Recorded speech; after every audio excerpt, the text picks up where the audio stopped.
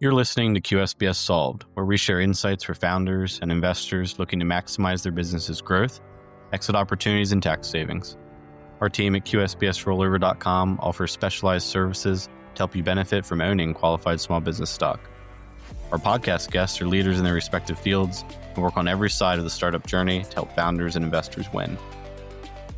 The ideas and opinions shared here are not investment, tax, or legal advice.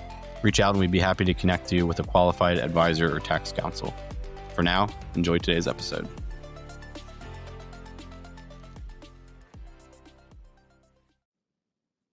Hey everyone, welcome back to another episode of QSBS Solved. It's great to have our listeners back who've been working through our now 5-part series on qualified small business stock. We're calling it our QSBS Masterclass, and I'm glad to be joined again as on the last 4 episodes with Scott Dolson, now at formerly Frost Brown Todd, now FBT Gibbons, same company, same firm, different name.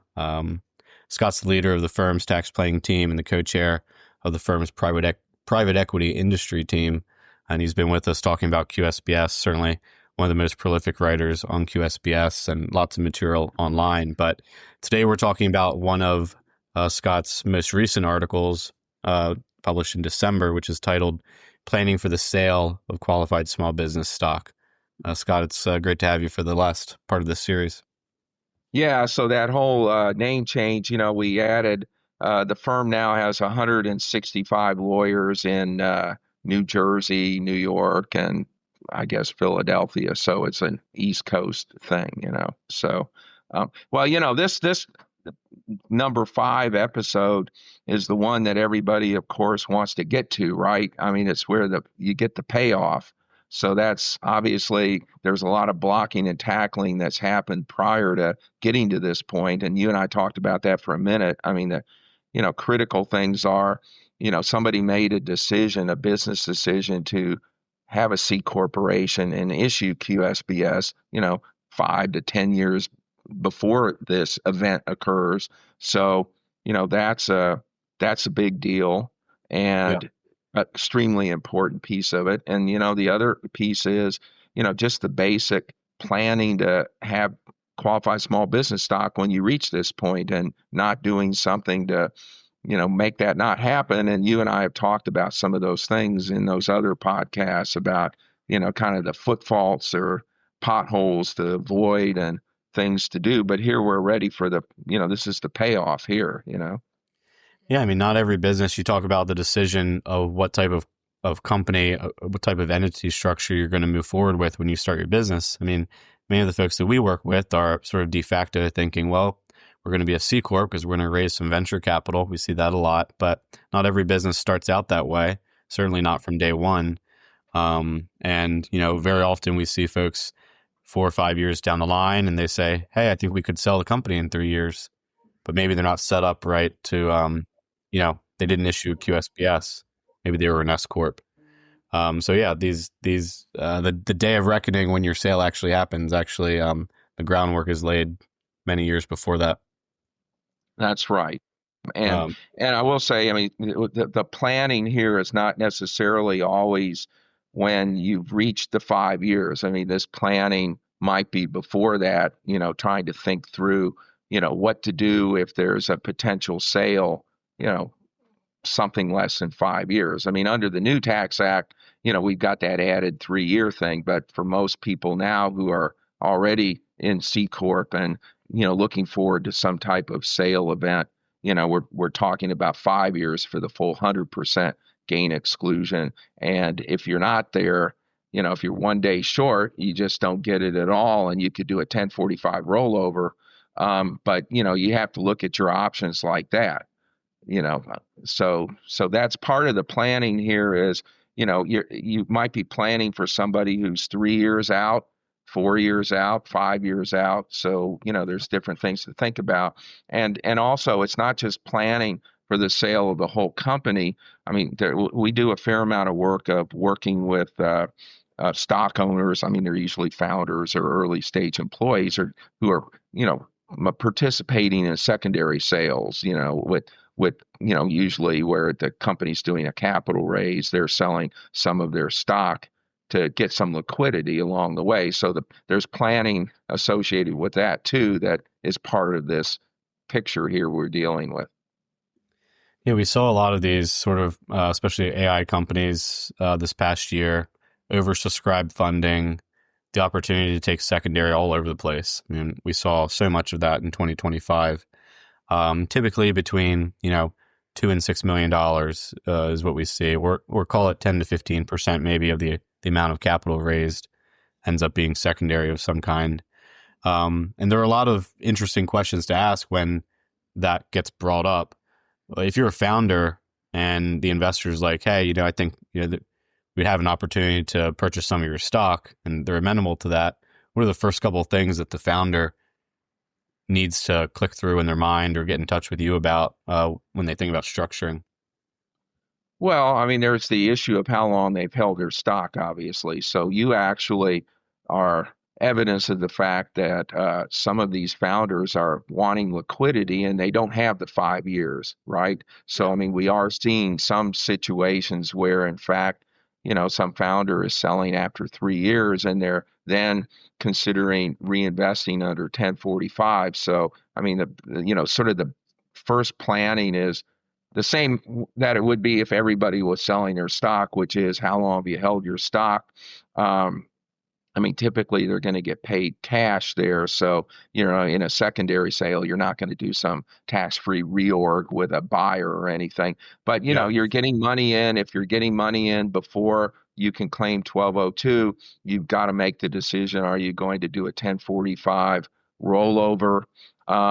Maybe get some diversification of your investment from your current investment. I mean, another issue in a secondary sale that's kind of out there is a lot of these deals are structured where the founder is getting paid the same amount that the company's getting paid for that round of preferred stock. And, there's some academic analysis or issues associated with whether the amount in excess of the current 409A value should be treated as a compensation income to the founder. And I've run into this on several occasions. There's really no definitive tax authority on that issue, but it's one that does percolate out, particularly sort of in Silicon Valley type transactions as to whether the company's going to issue a W-2 or 1099 in connection with, facilitating the sale of founder stock. And of course, that piece then, even if the guy has the 5 years, isn't going to get, the 1202 gain exclusion because it's not Because capital it's gain. ordinary income, correct? Yeah.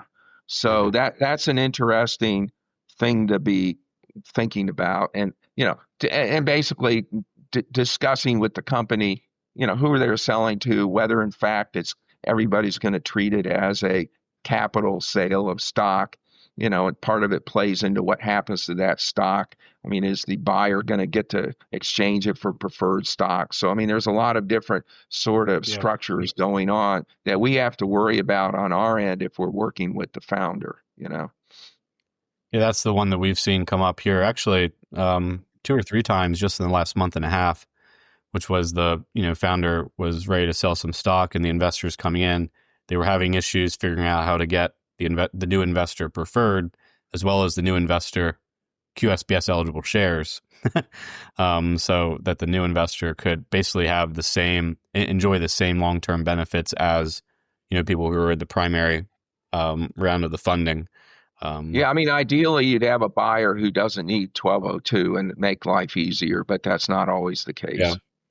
Yeah, yeah, Correct. Yeah, so we see that often, and we try and direct people to. I mean, at the end of the day, where the IRS hasn't spoken a lot about how these types of transactions should be treated, the goal is to, help the founder get comfortable with the different paths that you could take, and ultimately finding someone who can, you know, cross the T's and dot the I's on, defending the position if you need to do that. that's Um, right.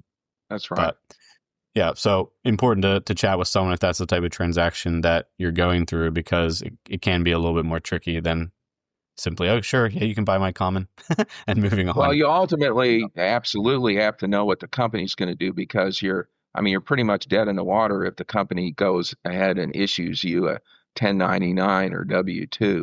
So Yeah. it has to be something that's definitely thought through in advance how all the parties are going to treat the transaction.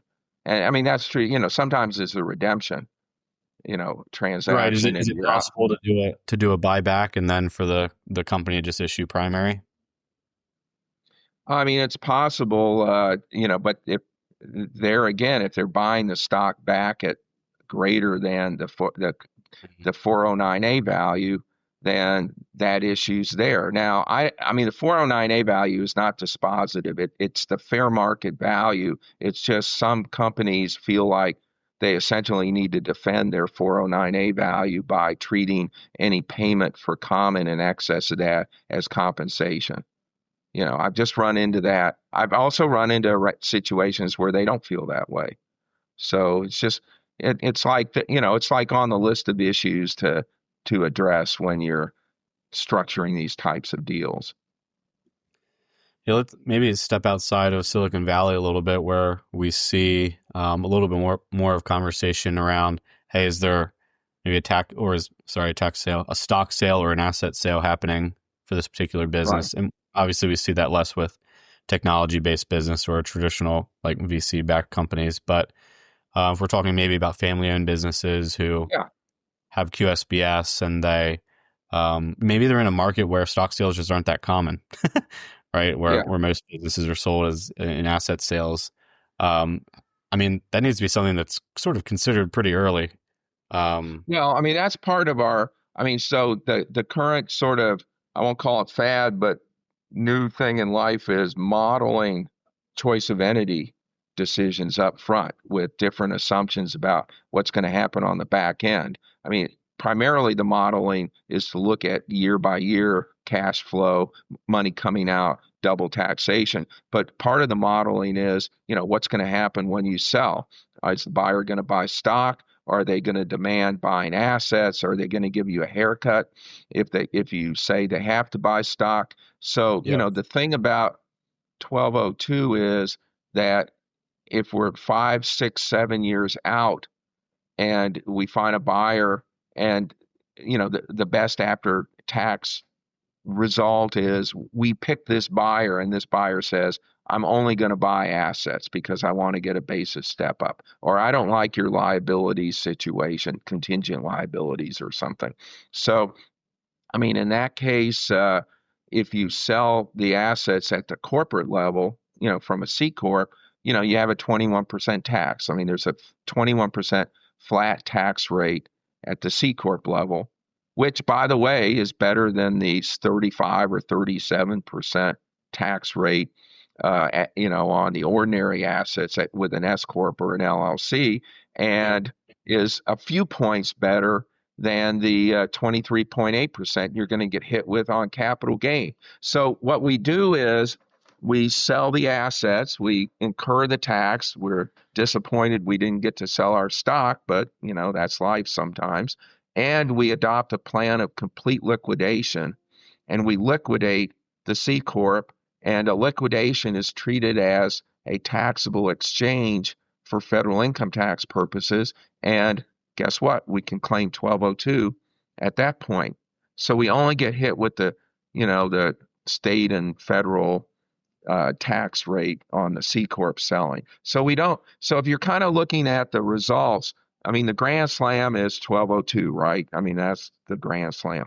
The the strikeout is we we convert you, and a year later somebody comes and offers you silly money for the company. You decide you thought you were going to keep it for 5 to 10 years, but you say, I can't not take this money, but they'll only buy assets, and they would have bought assets if you were an S corp or an LLC, and they'll buy assets if you're a C corp. You'll wish that you had that crystal ball and you were still an S corp or a LLC. I mean, you would have more money in your pocket in that scenario. The middle scenario, though, the one where they only will buy assets and you qualify for claiming 1202, the results are pretty close.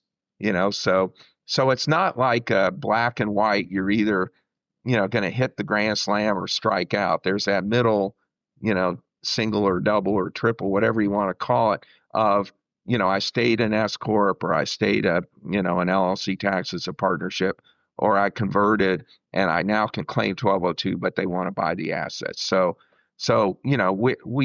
we're not in a terrible situation if that occurs. Yeah, there's also conversations about what type of entity to move forward with when sometimes like generational transitions happen in businesses. Yeah, Maybe the business had been some kind of pass through for um, maybe 30 years. right. It could have, and then the kids take over and they say, well, this is a great business, and I don't think we want to run it for another 30. I think we'd want to try and sell at some point, and they run across 1202. Um, Yeah, yeah. there Well, could be an opportunity to transition to a C corp at that time and try your luck at a stock sale 5+ years from then.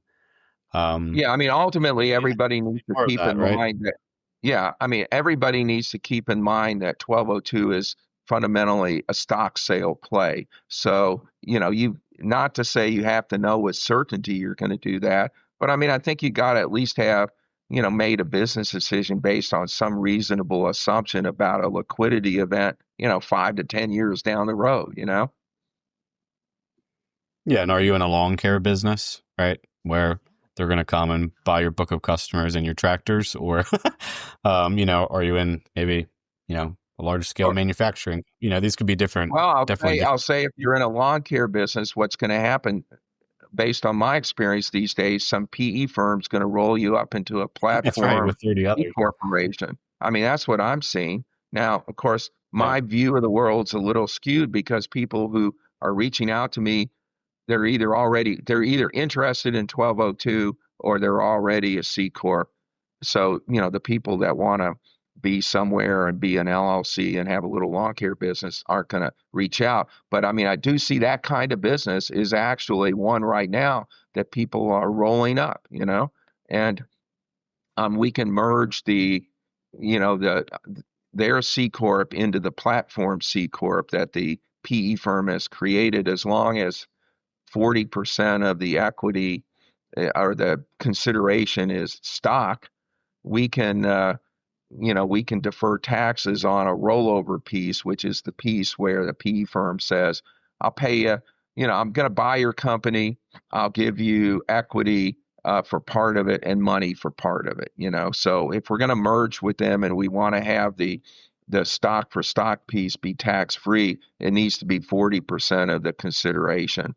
So that now, if I'm creating the platform company with the PE firm, I can have a smaller percentage. If I'm the first in the door where we're creating that company, I can use Section 351 and, have, I don't know, 5 or 10% or 20% rollover into that new platform. But if I'm the second guy coming in order for the rollover piece to be tax free, I'm going to have to take 40% stock in that company. And it's all sort of technical stuff, but it was all discussed in those articles. And I mean, that's the kind of thing you get with the tax lawyer about to discuss that when you're planning for a sale, that the treatment of these different structures and how they affect you and what's your best structure to minimize, basically you're trying to maximize after tax dollars, which generally means you want 1202 on the money you get now and you want to be able to claim 1202 later on when there's that sale down the road of whatever equity you get of the buyer. It doesn't always work out, but it's the kind of planning that you need to do to try to, make the most money when you sell, really, basically. You know. Yeah, I bet you have people come to you all the time and say, I read your articles, and then they ask you questions and you say, I can tell you didn't read anything. You saw the No, I mean, you'd be amazed how much people work to educate themselves on some of this. And maybe that's just disproportionately the people who reach out. But I get the impression that a lot of people have pretty carefully read some of this because, I mean, it's like anything. I mean, it's money. When you're talking about putting money in your pocket, it gets your attention, right? So that's basically they're interested in that, you know. Yeah, learning yeah. about it. Yeah, Yeah, those are always the best conversations when they've looked at all the videos, looked at all the podcasts, and they yeah, come with good questions. Something that you and I talked with some prospective clients about recently, and we've had, I think, a couple of these conversations, and we've exchanged emails about it, which is how to treat installment sales of different kinds, and yeah, what expectations to set for founders when sort of there's some kind of installment or funds held back to be paid later. Um, I guess the most common that we see is maybe there's 10 or 15% held back to be paid maybe a year after the sale. And the yeah, questions that come up are, do I recognize that gain when the sale closes or when I actually receive the funds a year later? For us, can I roll over what's effectively all of that money up front, or do I have to wait until after the installment to roll over the installment portion? Interesting questions, and they come up. Probably in about half of the deals that we see, if they're total exits, if not more than that. So yeah. yeah, uh, what are the big considerations with 1202 when you're thinking installments?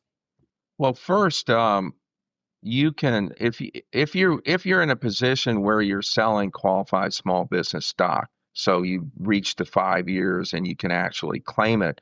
I mean, if you get paid on an installment payment, which essentially means you receive some payment in the year after, at least 1 year after the next year, or some year subsequent to that, some portion of the consideration, that's perfectly permissible under 1202. It's so common, I guess, in the sense that it's even dealt with in the instructions to Schedule D and I think Form 8949. They tell you what to do, how to handle an installment sale. I mean, you basically would claim 1202 on the gain that goes on your tax return in year one, and then you would claim it, to the extent you haven't hit the cap in the subsequent year. Now, that would be you don't do anything, but you do that. You do have the opportunity to elect out of, and that section 453 of the code is the installment sale treatment, and it tells you when you have to recognize capital gain,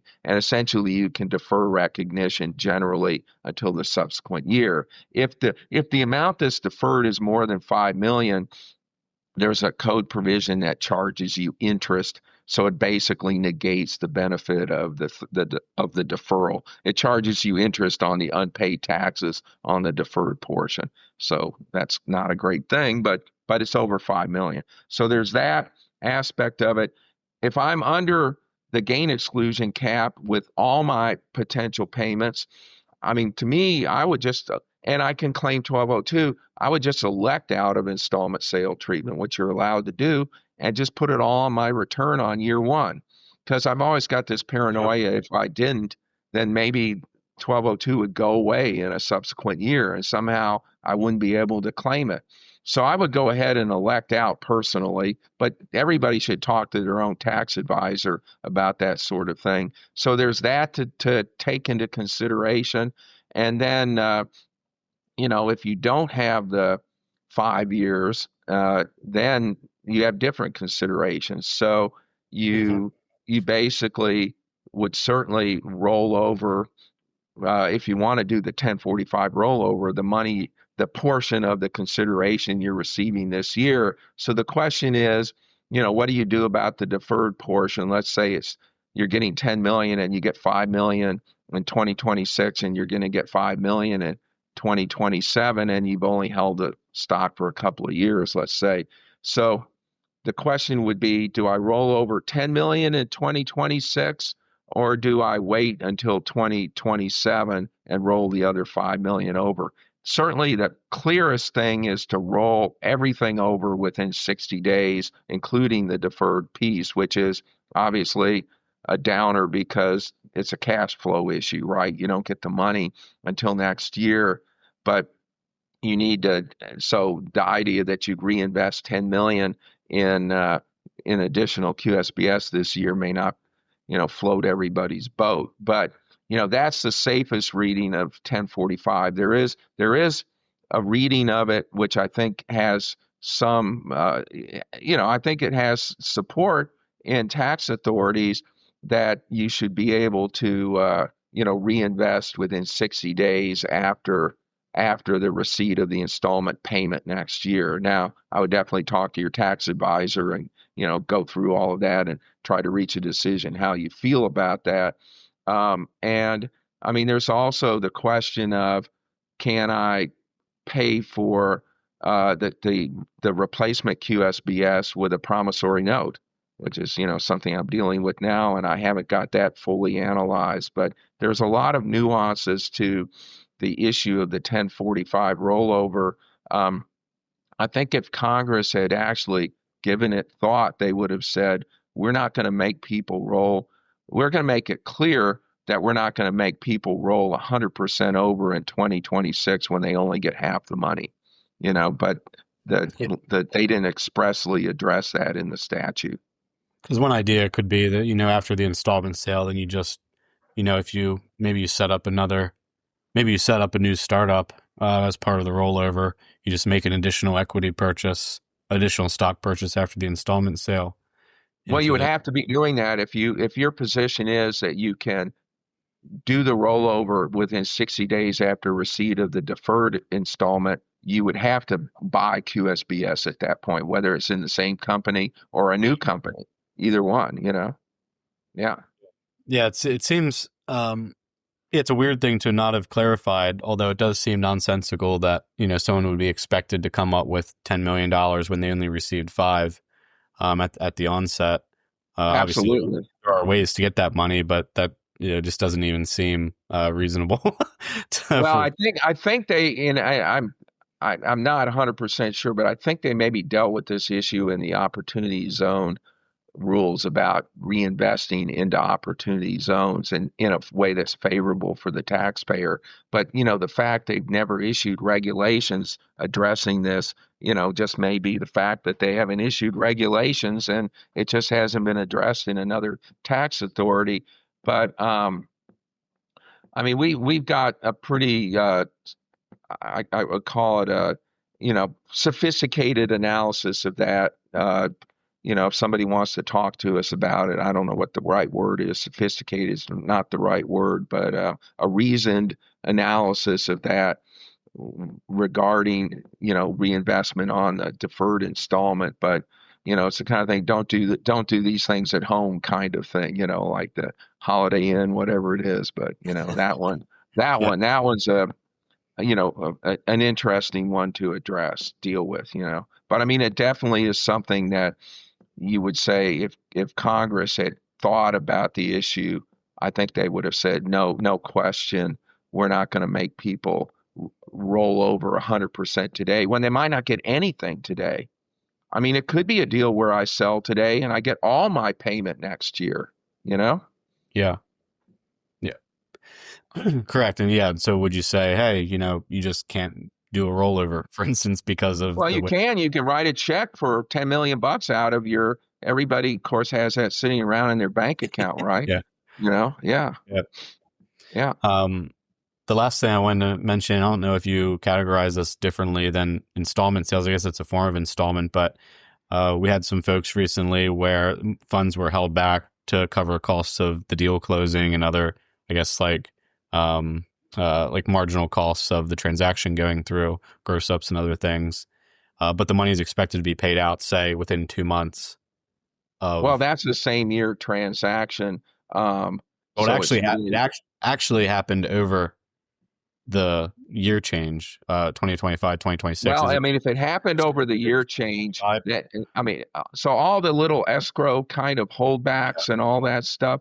I mean, one thing you've got to look at, the devil is in the details of the language of the escrow arrangement, whether the money is, because sometimes lawyers specify whether the money is treated as being owned by the seller or the buyer. In other words, that escrowed Yeah, amount. And if they say that it's money where the buyer pays, it's treated as being the buyer's money, so or the seller's money, so they're getting interest on it in the escrow or something, then it's treated as being paid. But a lot of these escrows, I mean, if they do like an indemnity escrow or a working capital adjustment escrow, a lot of those are structured in a way where they do fall within Section 453 installment payments, just like a deferral of 20% of the Okay. purchase price with a promissory note or something, same deal, but you really need to look at the wording of the purchase agreement,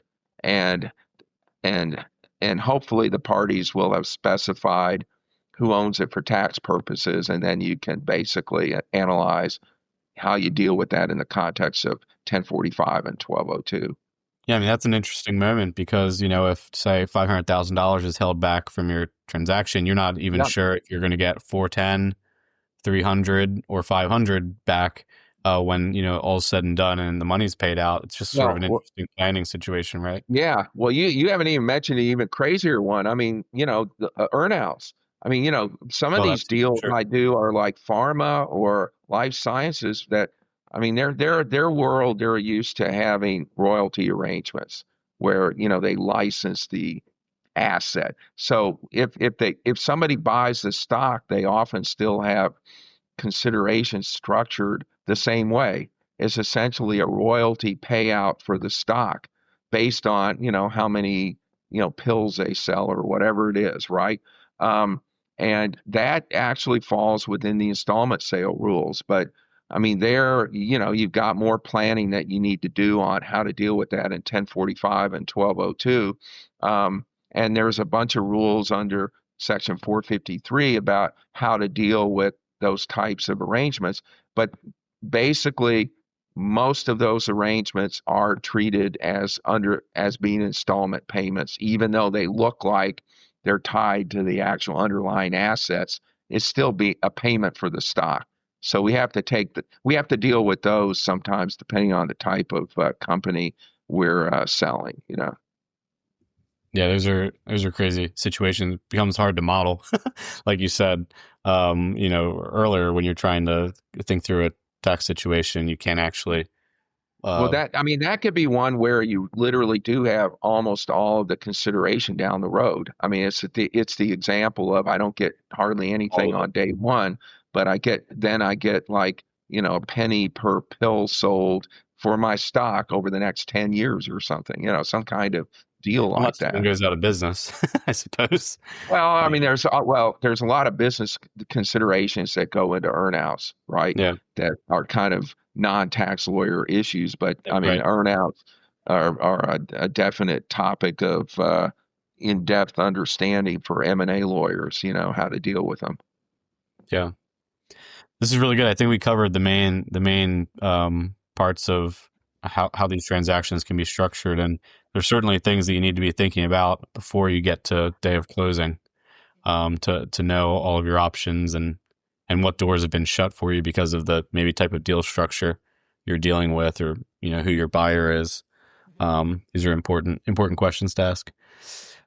Anything else, Scott, that you want to mention Well, I before we? just want to emphasize the least sexy aspect of all of this when we're talking about, getting money at the back end is the work that goes into deciding the choice of entity decision up front, and then the work that goes into making sure that you do the right things to position yourself to maximize, number one, that you still have 1202 stock down the road, and you've positioned yourself to maximize how much gain you can exclude. I mean, that's 90% of the battle. The other 10% is getting with people who understand how to, make sure that things are done right on sales. But that is critical, because if you don't get there with that, then you don't have these good problems to deal with at the back end. Yeah, yep. Sometimes I see people talk about large tax bills as good problems to have, but I never really think of it that way.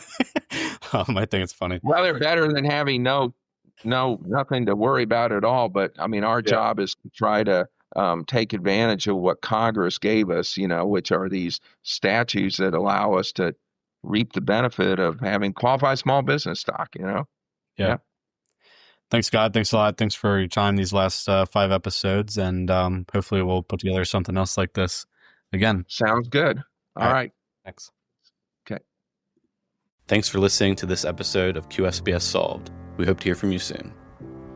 Remember that the content shared on QSBS Solved is for informational purposes only and should not be construed as legal, tax, or investment advice.